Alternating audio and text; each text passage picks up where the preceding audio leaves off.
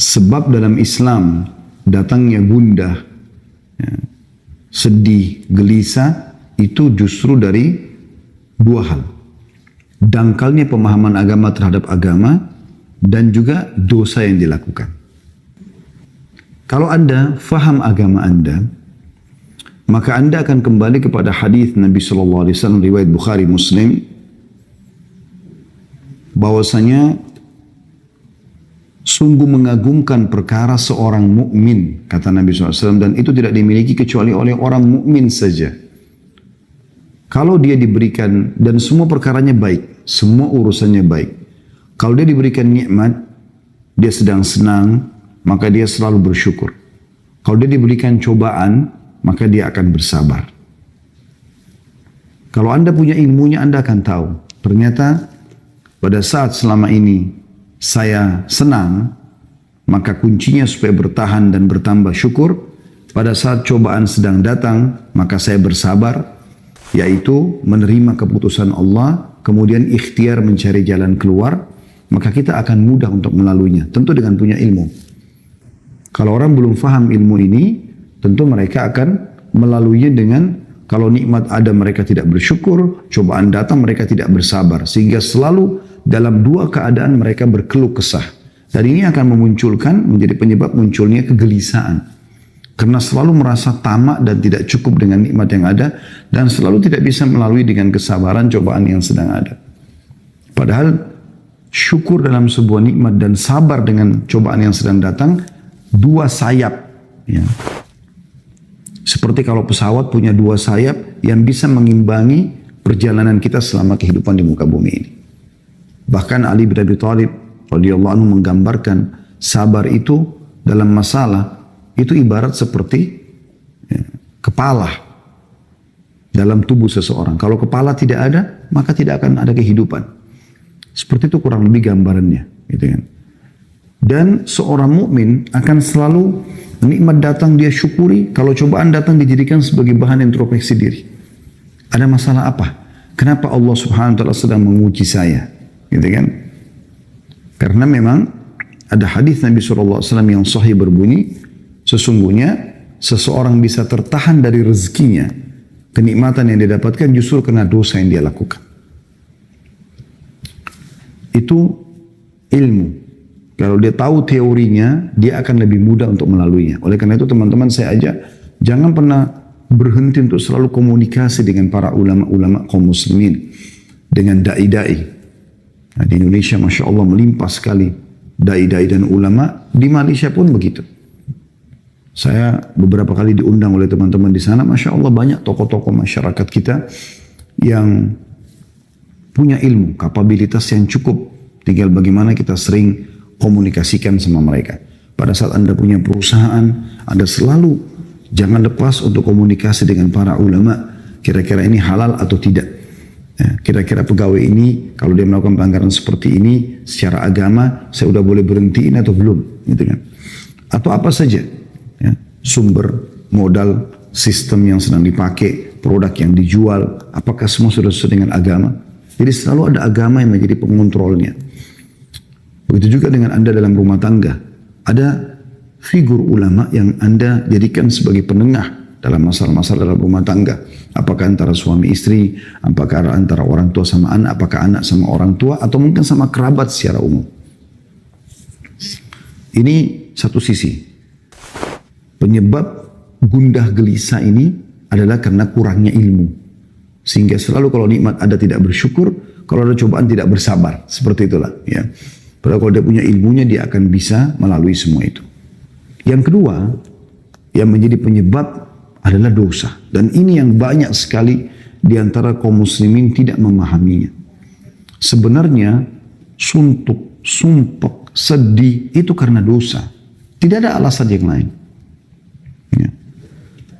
Seperti ibaratnya Anda kerja di satu perusahaan, kalau Anda menjadi seorang pegawai yang prestasi, datang on time, kerjakan pekerjaan yang diminta, ya, kita selalu mengikuti peraturan yang ada. Maka saya yakin Anda akan senang saja, happy aja di perusahaan itu. Begitu juga dengan atasan Anda pun akan mendapatkan semua bonus, gaji yang dijanjikan. Berbeda sekali dengan pegawai yang ugal-ugalan. Dalam bahasa Indonesia ugal-ugalan. Orang yang teledor, lalai.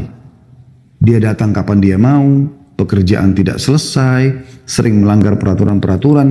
Maka kita akan temukan orang seperti ini akan ada tekanan-tekanan dari perusahaan. Ancaman-ancaman, mengurangi fasilitas dia. Sehingga membuat dia jadi gelisah. Dia sendiri melahirkan kegelisahan itu. Kegundahan itu muncul karena perbuatan dia. Jadi, karena pelanggaran. Kalau tidak ada pelanggaran, tidak akan terjadi hal itu. Oleh karena itu teman-teman, jangan pernah dianggap remeh sedikit pun tentang masalah pelanggaran. Kita kembali kepada histori awal ayah kita Adam alaihissalam. Nabi Adam alaihissalam diciptakan oleh Allah subhanahu wa ta'ala lalu diletakkan di surga. Kita sudah tahu semuanya. Taruh di surga bersama istrinya Hawa alaihi wassalatu wassalam. Allah subhanahu wa ta'ala menyuruh Nabi Adam dan Hawa boleh menikmati apa saja di surga. Semuanya, istanahnya, buah-buahannya, airnya, semuanya. Allah menguji Nabi Adam AS dengan mengatakan, hanya jangan sentuh satu pohon ini. Ini saja. Karena ini saya melarangnya, kata Allah. Sudah selesai. Iblis datang mengganggu Adam AS, lalu membisikkan bisikannya yang menggoda, mengatakan, wahai Adam, sesungguhnya engkau tidak dilarang memakan buah ini, kecuali karena kalau kau makan, kau akan jadi kekal. Kau tidak akan melalui proses kematian. Maka Nabi Adam pun tergoda lalu kemudian memakan buah tersebut. Lalu karena kemaksiatan kepada Allah ini, Allah hukum Adam alaihissalam. Coba teman-teman, kita renungi dulu firman Allah subhanahu wa ta'ala. Saya berharap teman-teman buka di aplikasi handphonenya Al-Quran. Surah Toha, surah nomor 20. Ayatnya 121 sampai 127.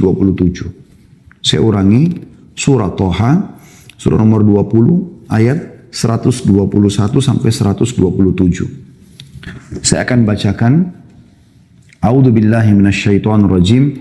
Wa 'asa Adam rabbahu fagawa. Thumma ijtabahu rabbuhu fataba 'alaihi wa hada.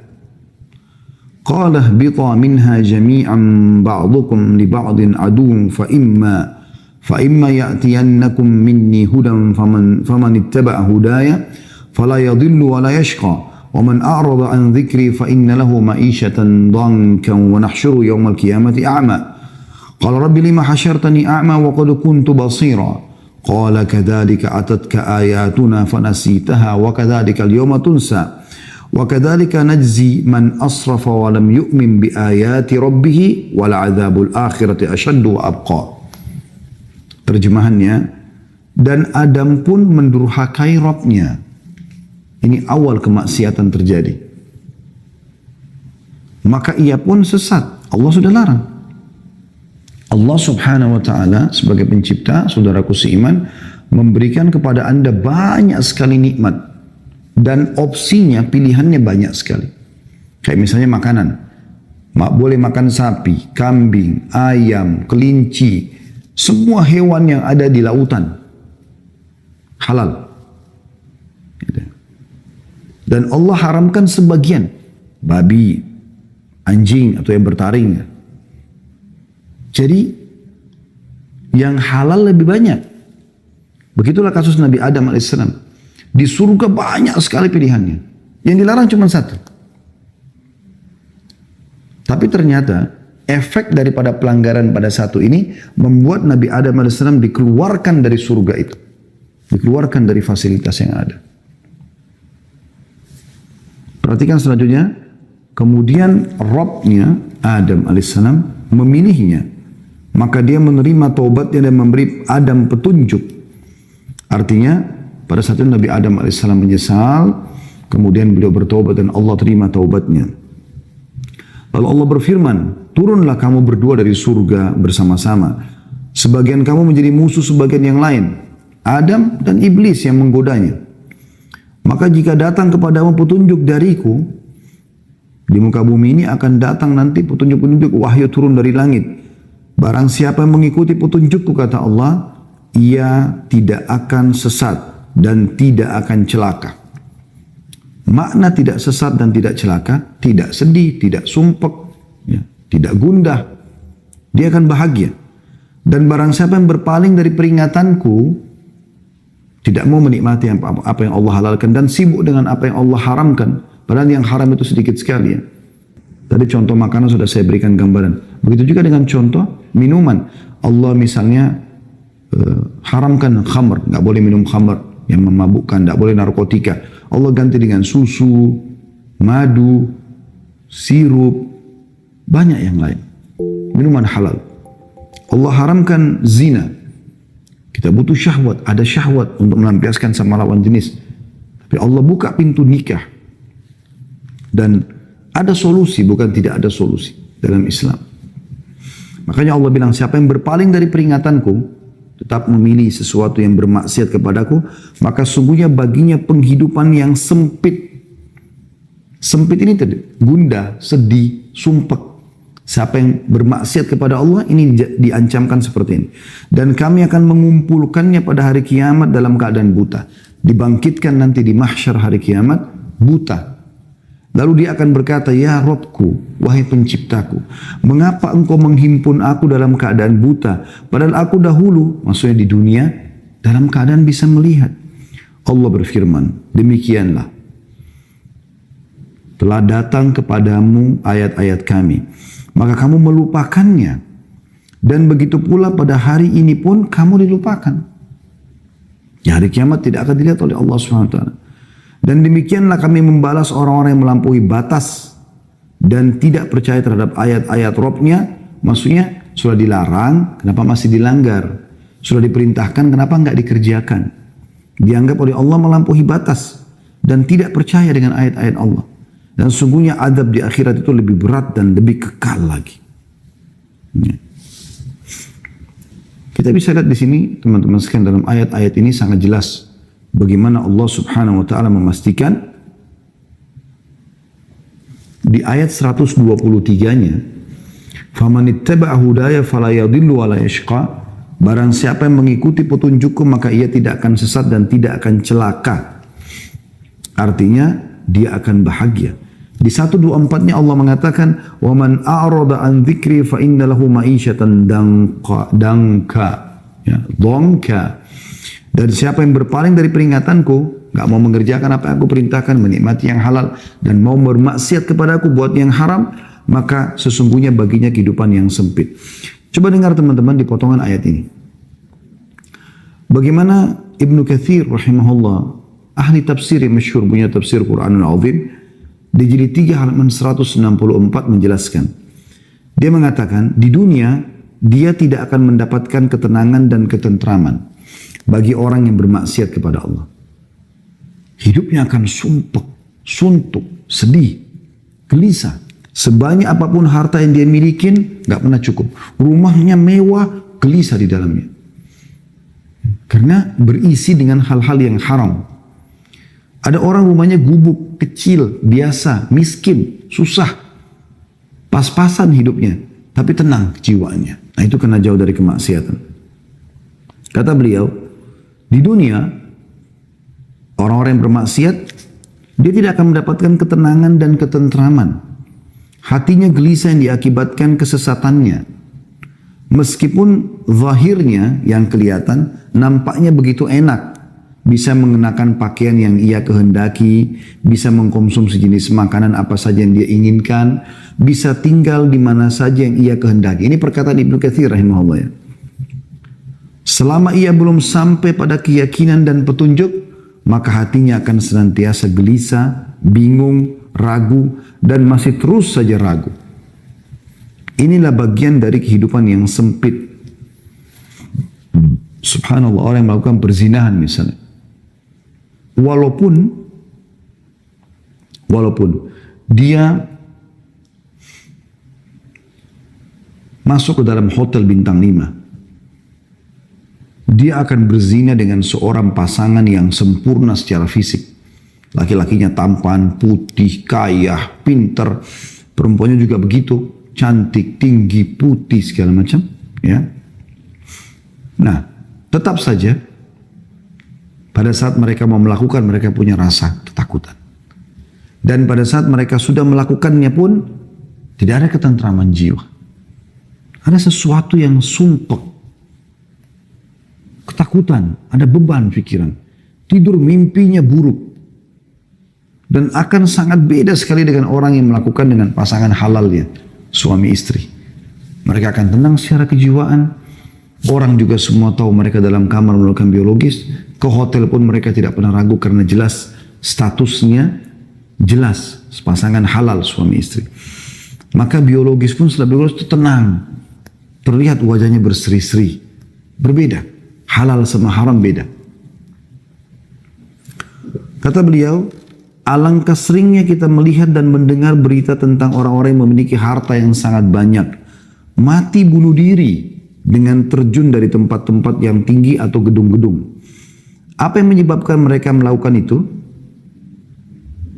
Pasti penyebabnya adalah sempitnya kehidupan yang menderahnya akibat berpaling dari zikrullah. Kalau orang-orang yang berpaling dari zikrullah mengingat Allah tidak bertaubat, maka akibatnya mereka akan dikumpulkan pada hari kiamat di padang mahsyar dalam keadaan buta. Sebagaimana Allah sudah menyebutkan itu dalam surah Al-Isra. Surah nomor 17 ayat 72. A'udzu billahi minasyaitonir rajim wa man kana fi hadhil a'ma fa huwa fil akhirati a'ma wa adallu sabila. Siapa yang dalam kehidupan dunia ini buta hatinya dari maksiat kepada maksiat dan orang-orang yang tidak punya ilmu agama, mereka kalau buat dosa mereka tidak taubat. Mereka sudah berzina, mereka sudah mencuri, mereka sudah membunuh, lalu mereka tidak tahu harus kemana arahnya. Besoknya diulangi lagi, berzina lagi, ke diskotik lagi, mabuk-mabukan lagi. Tambah sumpek di atas sumpek. Dan akhirnya membuat dia menutup hidupnya dengan bunuh diri. Berapa banyak orang, aktor-aktor yang sudah terkenal, sudah sampai pada tingkat ya, terkenal sekali, famous sampai luar biasa, seluruh dunia mungkin mengenalnya. Tapi ditutup hidupnya dengan narkotika. Ditutup hidupnya dengan bunuh diri. Ya, ribut rumah tangganya. Dan segala macam hal. Tidak sedikit ada orang yang datang konsultasi sama kami begitu keadaannya. Secara zahir kelihatannya bahagia. Karena selalu di medsos itu tampil mesra sama pasangannya, expose ini, expose. Tapi di dalam tidak seperti itu. Mereka ada yang banyak datang kepada kami berbicara dan ternyata tidak seperti itu keadaannya. Tidak seperti apa yang diperlihatkan di depan umum. Dan itu yang terjadi. Oleh karena itu teman-teman sekalian, kita harus benar-benar memikirkan masalah ini kalau ternyata penyebab dan akibat daripada maksiat ini besar sekali. Ya, besar sekali akibatnya. Baik, kita coba teman-teman sekalian lebih dalam lagi untuk mempelajari kira-kira efek-efek apa yang didatangkan dari kemaksiatan itu. Seperti apa sih kira-kira? Yang pertama sekali, yang bisa datang, ya, yaitu dia akan mendatangkan kemurkaan Allah subhanahu wa ta'ala. Dan murka Allah ini berbahaya sekali. Karena kalau sudah Allah pencipta langit dan bumi ini murka, pemilik jasad Anda murka dengan Anda, ini bahaya sekali. Segala macam ancaman bisa datang kepada Anda. Tadi biar kita pakai baju bagus, biar rumah kita bagus, di apartemen mewah, punya mobil mewah, pekerjaan banyak, titel dan jabatan menumpuk. Tetap sumpek. Tetap sedih. Karena sebenarnya dia sedang melakukan sesuatu yang merusak hubungan dia dengan Sang Pencipta langit dan bumi. Karena kita kalau sedang punya nikmat teman-teman sekalian, lagi makan enak, lagi berpakaian, lagi segala macam enak, yang ciptakan kita Allah, yang ciptakan nikmat itu Allah, yang bisa mempertahankannya hanya Allah. Kalau kita sedang sedih dan punya masalah, maka yang ciptakan kita Allah, yang ciptakan masalah itu Allah, yang bisa menghilangkannya juga hanya Allah. Itu yang sering Anda dengar mungkin, Qul inna salati wa nusuki wa mahyaya wa mamati lillahi rabbil alamin. Katakan hai Muhammad dan ajarkan kepada umatmu. Salatku, ya, Qul inna salati wa nusuki, sembelihanku, ya, ibadahku, wa mahyaya, kehidupanku, wa mamati, dan hidup matiku lillahi rabbil alamin, itu Tuhan alam semesta. Itu konsep dasarnya seorang muslim. Anda kalau punya masalah teman-teman sama siapapun, yang paling pertama Anda jadikan bahan muhasabah adalah bagaimana Anda bermuhasabah, introspeksi diri, hubungan Anda dengan Allah subhanahu wa ta'ala. Nggak usah repot teman-teman, sibuk mengkanter, ini orang fitnah saya, ini orang gibah saya, nggak ada gunanya. Usaha saya bangkrut karena sebab ini, sebab itu hanya sebab-sebab agar ada cerita di tengah manusia. Sebenarnya inti permasalahan yang Anda belum paham. Anda sedang membuka pintu kemurkaan Allah yang di langit. Sehingga Allah mendatangkan sebab permasalahan itu muncul semuanya. Perhatikan hadisnya riwayat Imam Ahmad. Kata baginda Nabi SAW, Allah berfirman dalam hadis Qudsi, Aku Allah, tidak ada Tuhan selain aku. Jika aku ditaati, aku ridho. Dan jika aku ridho, maka aku akan memberi berkah. Dan keberkahanku tidak ada akhirnya. Jadi kalau aku sudah ridho, kata Allah SWT, aku akan berikan apa saja. Termasuk kebahagiaan, ketentraman, kecukupan, segala macam. Tapi jika manusia maksiat kepadaku, berbuat dosa kepadaku, melanggar, aku murkah. Dan jika aku murka, aku akan melaknatnya. Dan laknatku akan sampai pada 7 turunannya. Artinya akan turun kepada orang-orang ini. Bahaya sekali. Ya. Dan ini poin yang harus digarisbawahi teman-teman. Cukup kemurkaan Allah Subhanahu wa taala ini datang kepada kita, ini bahaya sekali. Maksiat kepada Allah juga ini bisa menghalangi Anda dari ilmu. Ide-ide yang bagus, yang brilian gitu. Dinukil dalam sebuah kisah Imam Syafi'i rahimahullah berkata, beliau sering kalau dikasih hafalan oleh gurunya Imam Waqi, hafal lupa, hafal lupa. Maka dia bilang dalam syairnya yang masyhur, syaqautu ila Waqi'i su'a hifdhi. Aku keluhkan kepada Imam Waqi tentang buruknya hafalanku. Fa akhbarani bi anna fa arsyadani ila tarki ma'asi. Maka dia memerintahkanku untuk meninggalkan dosa-dosa.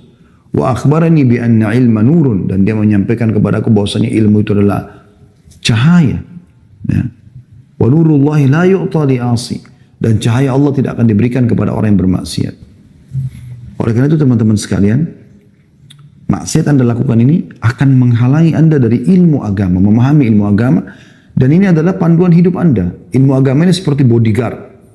Karena Anda mau makan, mau minum, mau bergaul, mau bekerja, ilmu agama akan datang seperti bodyguard. Ini boleh, ini nggak boleh. Ini nggak bisa Anda fahamin karena buat maksiat. Hilang panduan hidup itu.